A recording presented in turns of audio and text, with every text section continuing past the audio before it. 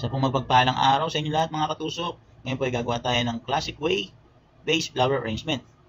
May isa pong customer na bumalik at nakita daw po niya yung kahapon ginawa ko na base flower arrangement.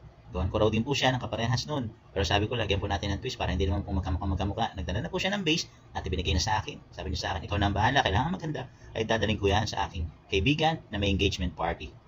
Yan po, nagtusok po tayo ng lemonya. Yung masidya na po ay ginawa po natin bishik. At sa kabilang side po ay nagtusok po tayo ng binali na stick. Bali, dagdag design po yan para maging balance yung ating gagawin. Naglagay na rin po tayo ng roses. White roses po yung request niya. Para daw po maganda kasi engagement party po yung bibigyan niya.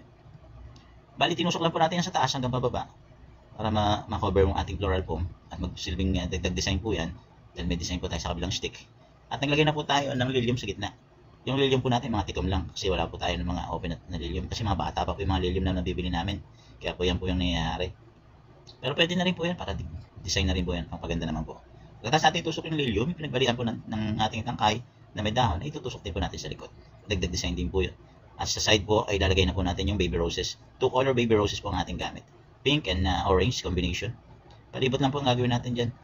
Cover up lang po natin lahat yung floral foam na natitira.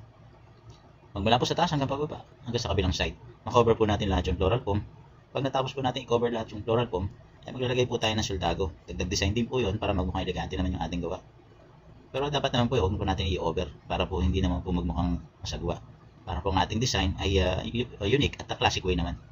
Para po medyo malinis tingnan at magandang tingnan sa ating customer. Yan po, malapit na po natin maitusok lahat ng baby roses. At ilagay na rin po natin yung soldago. Pagkatapos niyan, tapos na po ang ating bouquet, base flower arrangement, worth 80 SR.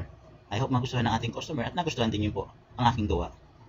At natutunan po kayo sa simpleng way ng paggawa ng base flower arrangement. Yan po, tapos na po natin ang base flower arrangement natin in classic way. I hope nagustuhan niyo po ang aking gawa. At pakisubaybayan naman po at paki-like and share naman po. Lambing lang po sa inyo.